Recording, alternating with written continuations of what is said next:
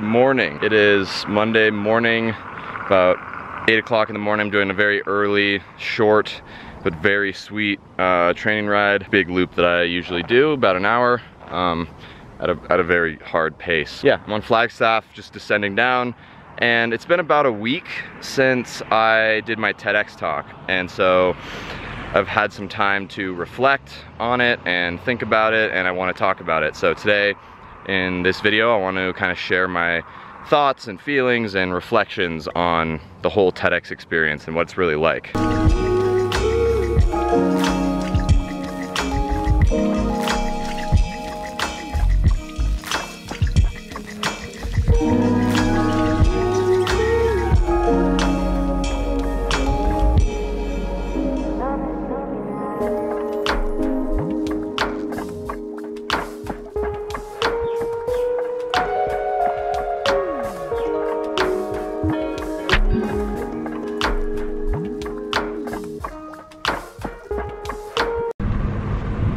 Yeah, so for just a little bit more context for those of you that haven't been following along during this whole process, last weekend I gave a TEDx talk at TEDxCU at the University of Colorado, where I went to undergrad, and the title of my talk was "Make Pooping Great Again."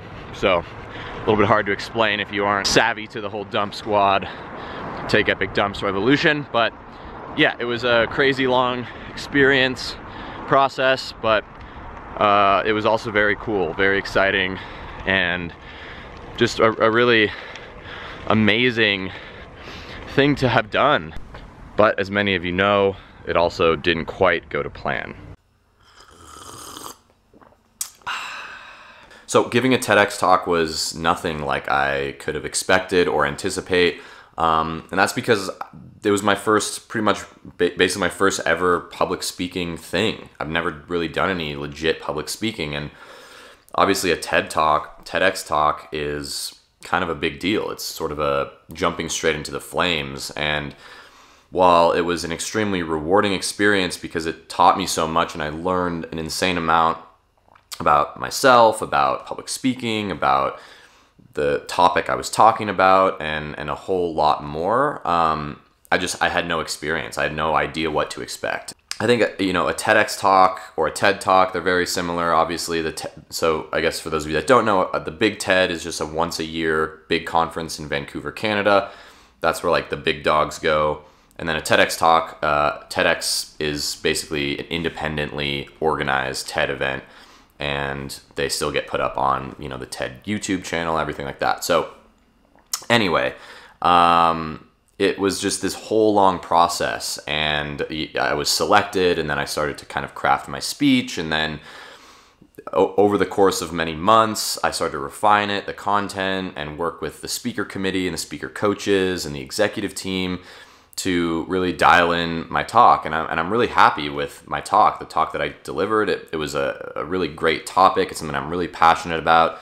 I talked about the relationship between poop and fiber and our health, and sort of how that impacts our planet as a whole.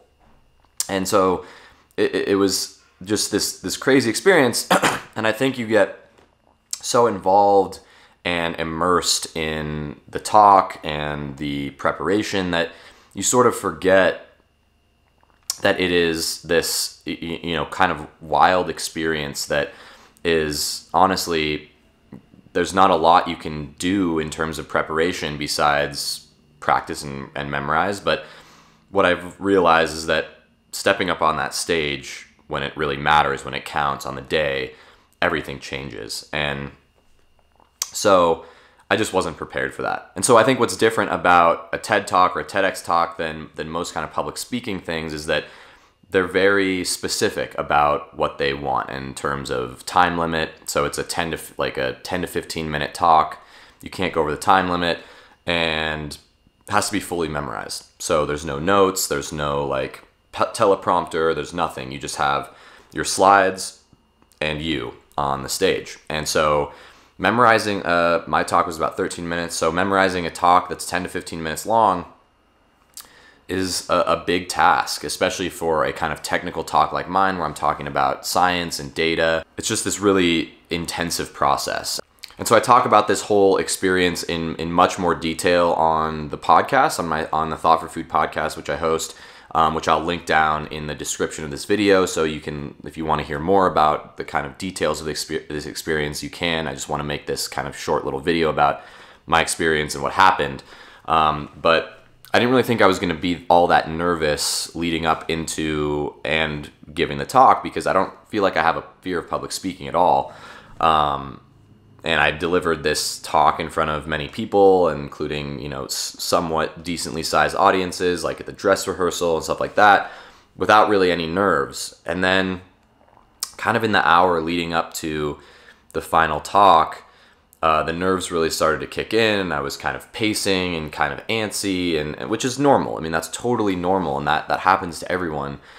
But when I stepped on the stage for the talk, I was just really thrown off by the spotlight and seeing the 400 audience members, and it was completely different than anything that I had practiced, and it really changed everything, like I said.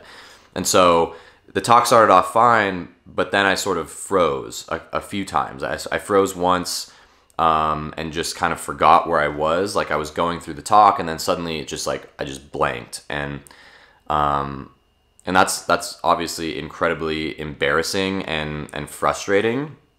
But luckily, I had someone from the speaker committee sitting in the front row with my talk, and she could prompt me with just a single word to kind of remind me where I was.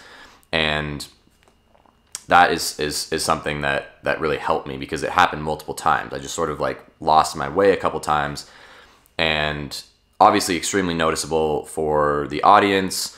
It wasn't the end of the world. I kind of quickly recovered. I didn't just like walk off the stage once I kind of messed up.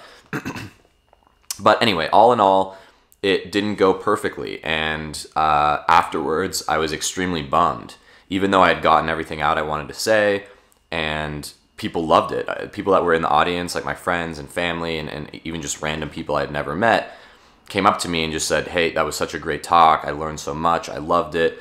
And even though all of that was true, I was still very devastated and really like angry and disappointed in myself, because I had, you know, the one chance that actually counts, I messed up. And that's a really hard thing to grapple with. And I think kind of why I wanted to make this video was to talk about what it's really like to give a TED Talk. And I think, you know, you see all these TEDx talks and TED Talks on YouTube, and they're perfectly polished, and they're done well and delivered so well, and you just assume that that's what it's like, and that's how everyone gives their talk, and that's sort of a false reality. And what really happens is those videos, the raw presentation at the event is recorded, and then it's edited by the TEDx team, and they edit it, and they cut out the pauses and the mess ups and the slip ups, and you can even reshoot the entire video if you want to. They said, "Hey, Jackson, if you want to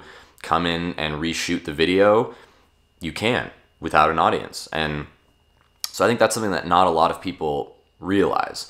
And so it creates this false reality and false sense of perfection with these talks that is just not a great representation of what it's really like. It's actually really hard and really harrowing and mortifying to be up there, and it's very likely that you'll mess up, and it's not a failure. And I think for the first 5 days after the talk, I was really bummed and so like disappointed, and just felt like a failure, and felt like I completely let everyone down, including myself and Aaron and Thought for Food community and my family. And after talking to multiple people about the event and what happened, you know, everyone was like, "You are being way too hard on yourself. It was an amazing talk. You did well. You recovered despite having some slip-ups, and it's not the end of the world." And obviously the video will look totally different because they'll edit out all of those awkward moments. And so I think that it's important to realize, whether it's a TED Talk or any sort of public speaking event or engagement, is that everyone in that audience wants you to succeed. They want to hear what you have to say, because they didn't have the courage necessarily to walk up on stage and talk about a topic, memorize for, 10 to 15 minutes in front of a huge audience. That's putting yourself on the line. It's being extremely vulnerable. You're in such a vulnerable spot to do that. And so I think people recognize that it's really hard, and it's likely that you're going to mess up. My mouth just like fully dried up, and because of the nervous system just going into like all the stress hormones kind of being released and stuff, and it was crazy. It was just insane, but it was also really fun. And I think the important thing too for me to realize is that the minute I started walking off that stage, when I was done, the first thought that popped into my head was, holy shit, that was super fun. I want to do that again. And instead of, yep, nope, never gonna do a talk again. I totally messed it up. It's over, not for me. I'm not made for this. And I think that's a good sign, because this is just one of many talks, hopefully, that I'll give. And it was my first experience. I can't expect to just be great starting off. And so I don't want to ramble too much about this, but I think the lesson learned here is that perfection is unattainable, and it's easy for people like me, and probably many of you, and probably most of the people that give TED Talks. We're type A people, and we are often very perfectionist. And so the minute something is messed up, it's all over. The entire thing is done. It's a wash. And that first pause and mess up that I had is sort of like the crack in the iceberg that just kind of disintegrates the whole thing. And then you just feel like a complete failure and a complete idiot. And it's really not the case. I mean, I think I still really got my message out. I think I made an impact, and hopefully the video reflects that, and that it will reach a lot of people, and that people will really enjoy it.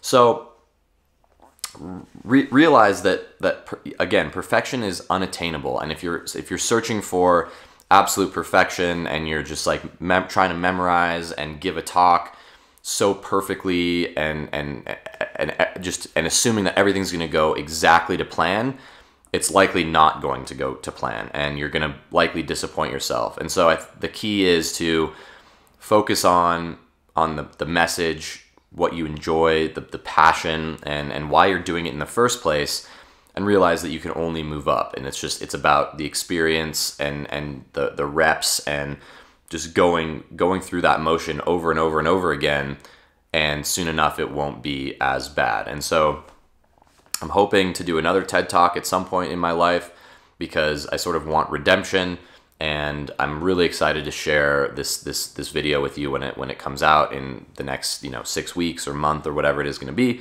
I'll definitely let you know. But I just appreciate all of the support that I've had from not only the Thought for Food community, but my friends and my family, and Aaron, and many other people, just saying like, we're so proud. It's an amazing achievement to have given a TEDx talk at the age of 24. And even though it didn't go perfectly well, you kept your composure, you recovered, and you handled it with poise and maturity. And so I'm feeling a lot better about it right now. And honestly, I don't think I would go back and change anything, because it was such a valuable learning experience, and such a valuable experience in general. And so it's a great memory, a great thing to kind of think about and use as a lesson for moving forward in my life, no matter what I do. So that's it. I'm super grateful for that, and I just wanted to share my thoughts and reflections. I hope that was helpful. And like I said, I've done a couple podcasts in the past couple weeks about sort of my preparation for the TEDx talk, and sort of a debrief recap about the actual event. I go into much more detail with Aaron from his perspective and from my perspective, so I'll link both of those episodes down below. So definitely go listen to those if you want to hear more.